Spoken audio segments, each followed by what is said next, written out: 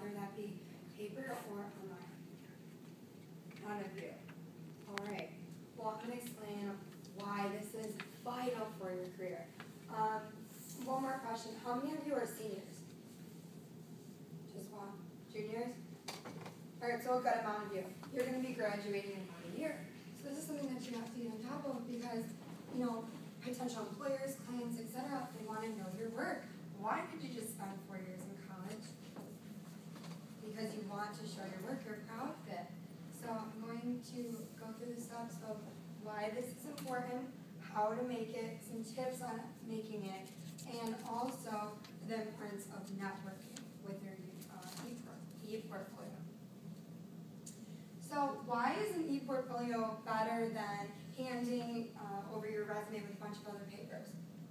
Well, it's very easy to use, it's accessible, you can edit it at any time online and keep it up to date. So let's say you get a new job and you don't want to run to your computer and update it, print it out, make multiple copies, you're going to several interviews, you can quickly edit it online, you can hit publish, and it's ready. Depending on your privacy settings, you're all ready to go. Everybody can see that. Also, it's new technology. Who here wants to write out 10 pages of what they did and have work samples and everything? People are online, so they access from their smartphones, from their Blackberries, iPhones. They just want to be able to look at you, know who you are, and what you did. So what's an easier way than to just have it all online? So once again, showcasing your work, it shows who you are. Bringing me to also the third step I'm going to talk about is networking. Knowing that you have something online showing your work is vital because you will meet other people online because they will see your work, and if they like you, then they will contact you. So next, making your portfolio. What websites do I use? Well, I myself, I use Wix, Wix.com. It's very easy. I love it. I'm also going to show you mine in just a second and run through it. But also there's Blogspot. It's a little bit more like a blog. You can say how you're feeling. It's a little bit more emotional, but it also showcases your work just the same, just not as fancy. Digication. Who here took Word 104? We all probably had to. Do you remember using Digication? Great, that's an example. So if you have one and you don't feel like making a brand new one, add on to it. You can do that. And then there's a website called Mahara. It is also a very good e-portfolio site. It just manages your work. You can add different links, whether it be PDFs, Word documents, PowerPoint presentations, whatever you want to show. So I'm going to show you mine right now.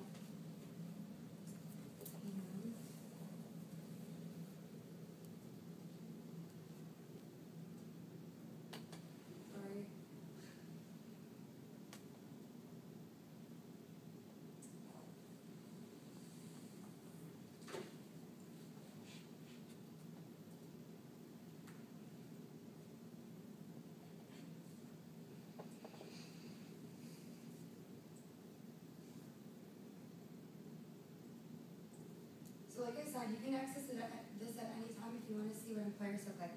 I added my picture because I want people to put my work with my picture.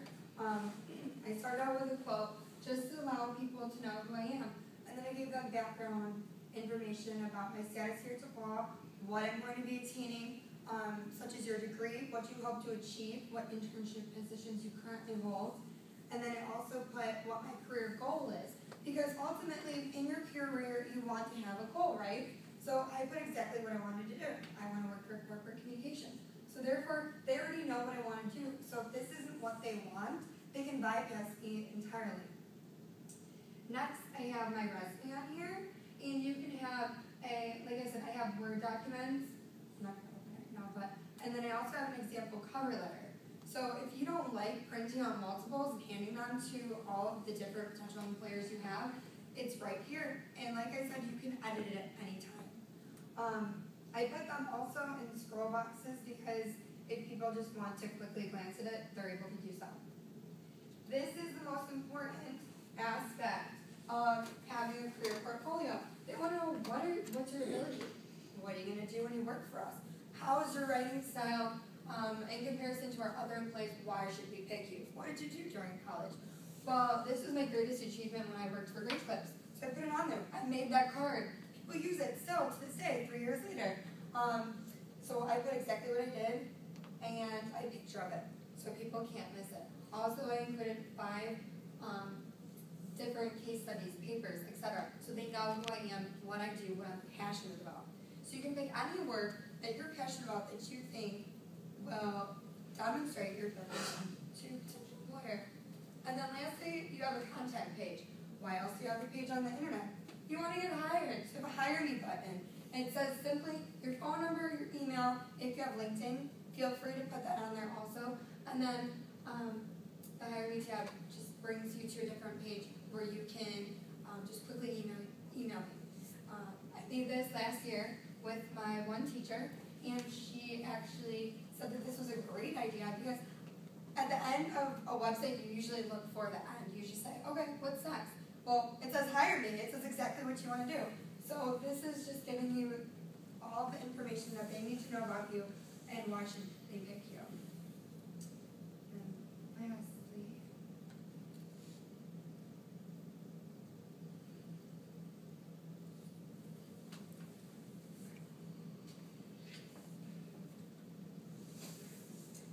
what to include, like I said, background information. You can do this if you like, but I would highly suggest saying, I'm a senior, I'm a junior at DePaul, this is what I do. They know. Cover letter, resume, some interests. You can put interests. I know people like to put, I like photography. So if you would like to put that on there, it shows that you're a little bit more passionate outside of school. Maybe that you're more personal for their company. They want someone fun and exciting. They already know. Links, like I said, including different links, depending on if they have Mac or a PC. You want it to be available to them, so this just makes it easier for them to access your information. And also references. You can always put references available upon request. I know we talked about that, but if you do feel comfortable with at least 1 or 2, I would put that on there if it's going to help you in some way. And then also, like I said, contact info.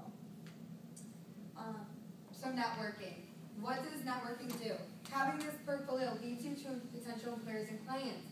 It keeps your work up to date. You brand yourself. It allows for your creativity, and also it sets you apart from others because they want to see what you have done that others have not.